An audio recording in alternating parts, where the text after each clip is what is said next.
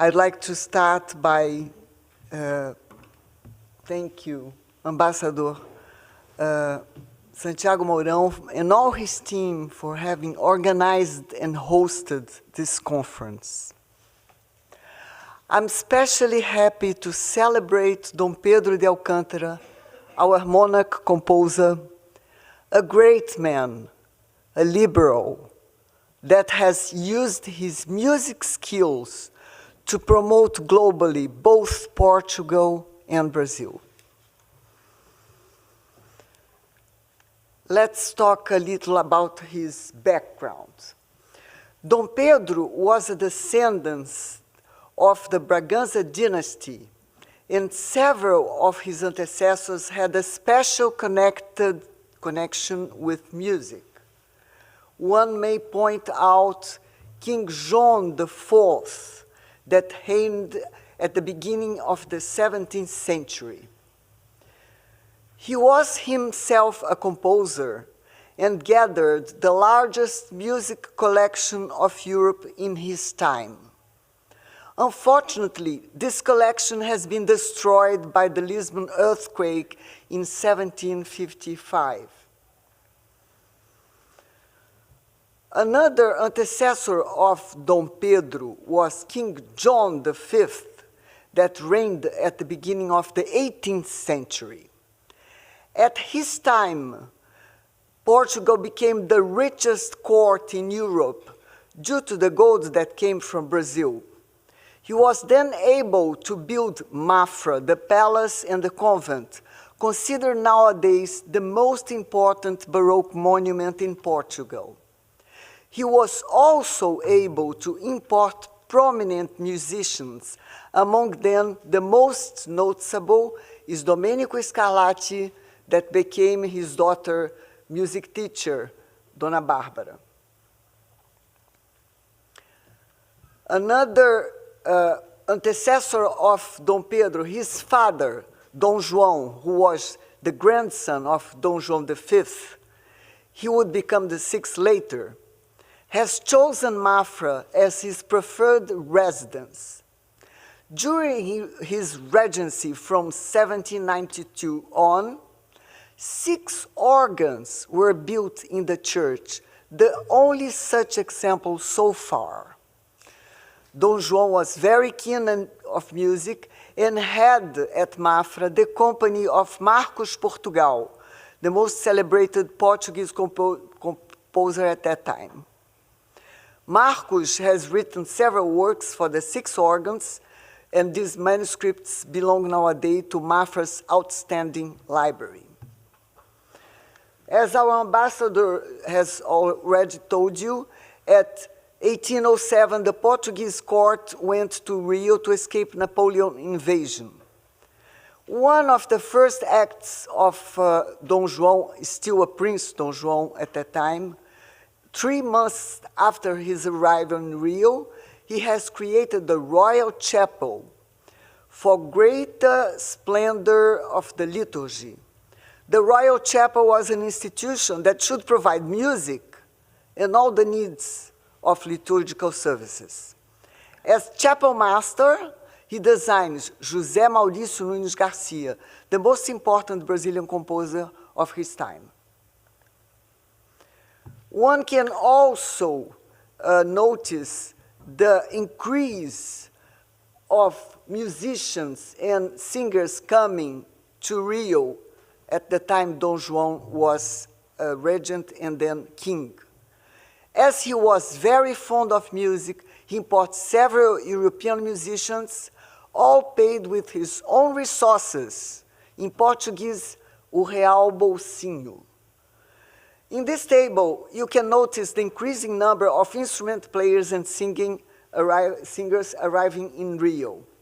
And a special number of them come as a consequence of the Vienna Congress and the creation of the United Kingdom of Portugal, Brazil, and Algarves.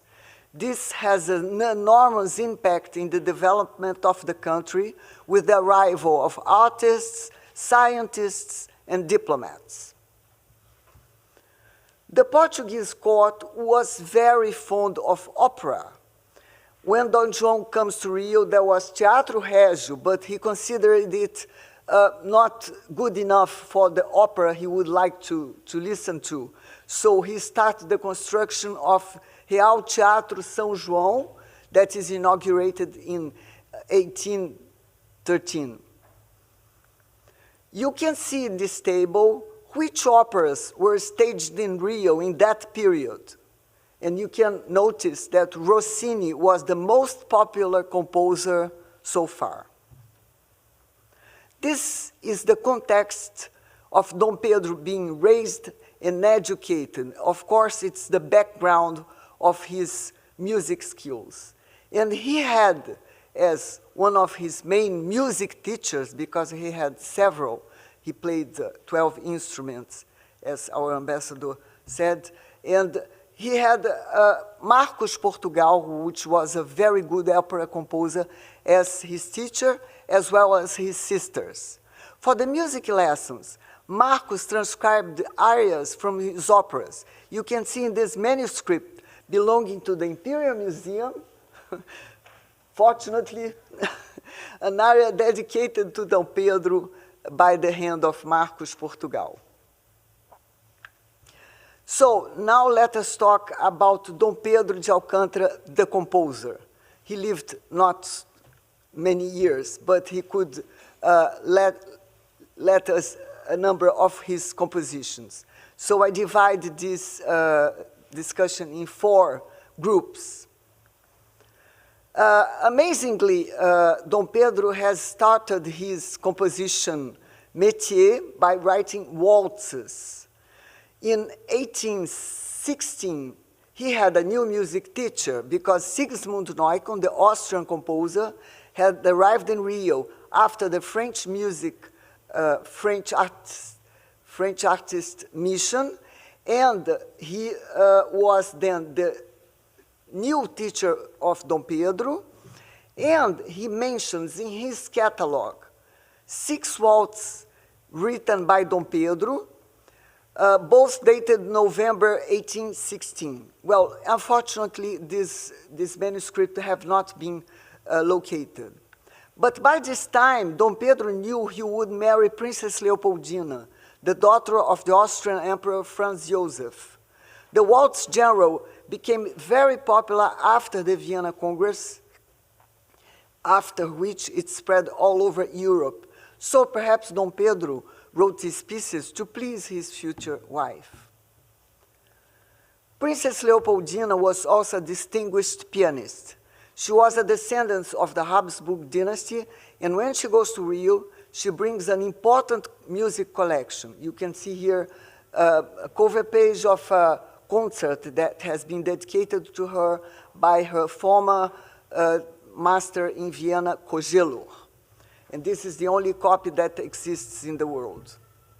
1 month after she arrives, she writes to her sister Maria Luisa, which was Napoleon's wife, "I am especially busy with music that my husband loves passionately."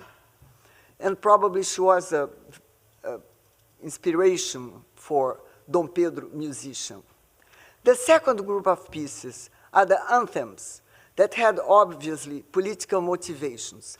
The first known anthem was written in Rio in honor of his father Dom João, May 1817. The words say, "For you, for the country, the blood we'll give. By glory we only have to win or to die."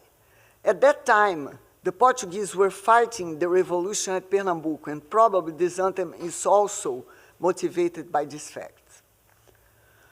Another anthem composed by Dom Pedro, the Constitutional Anthem, 1821, that has become the national Portuguese anthem until the proclamation of the Republic in 1910. The Independence Anthem in 1822, one of our most popular anthems. We all love to sing it. You can see here the manuscript of the orchestral version belonging to the Historical and Geographic Institute in Brazil. And probably his last piece, the new Constitutional Anthem, written in 1832 when he was traveling to Lisbon to liberate the country, his country, Portugal, from his absolutist brother, Dom Miguel. There is an important thing to notice. The first two anthems are written in E-flat major. Few people know that at that time, several composers were Freemasons, and they used some musical symbology to signify their association with Freemasonry. And one of the distinct signs was E-flat major key signature, the three flats symbolizing the perfect trinity, and also the three grades within the Masonic Lodge.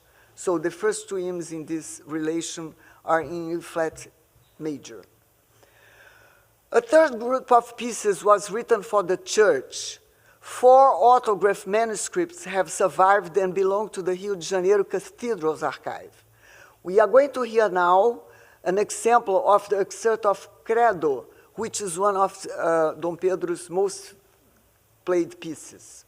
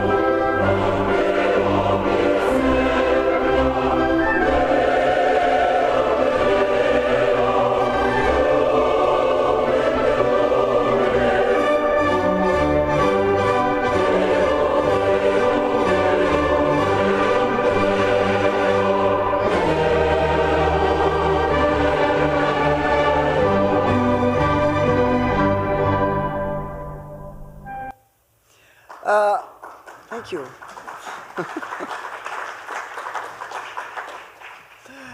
You probably noticed the intervention of the clarinet. I didn't mention that before, but the clarinet was one of the most special instruments for the Freemasons. And Dom Pedro himself played the clarinet. The last group of pieces relate to secular music. We know that Dom Pedro has written an overture, and Maurício Assumpção is going to talk more about that, a march, and a divertissement. Leopoldina writes to her father in 1821, "My husband, who is also a composer, sends you a solemn mass, a symphony, and a Te Deum of his own authorship. Honestly speaking, it's a bit theatrical, which is its author's fault, but I guarantee that it was composed by him without any help." Northern Europeans were very surprised by music style practice in the royal chapel. In Northern Europe, church music is always solemn and sad, but in the Portuguese court, the church was also a place to celebrate. And consequently, in Brazil, music for the church could be joyful with operatic tones. There is a letter where Neukomm writes to a friend in Europe, Don John, the king, loves the Gloria of the Mass. So I have written a Mass where the Gloria lasts 1 hour. So the Gloria is obviously the most joyful moment of the Mass. Well, I'm very happy to be here again to celebrate our Monarch composer in company of good friends and important researchers. And some of the pieces I mentioned here are available at Musica Brasilis website that I created in 2009. And they will they'll be worked and recorded and played by several orchestras in Brazil this year. I thank also UNESCO that cooperates with Musica Brasilis, Instituto Camões that enabled the research of Dom Pedro's works in Açores, which will be the subject of David Kramer talk, and also the sponsoring of Vale in BNDES. Thank you.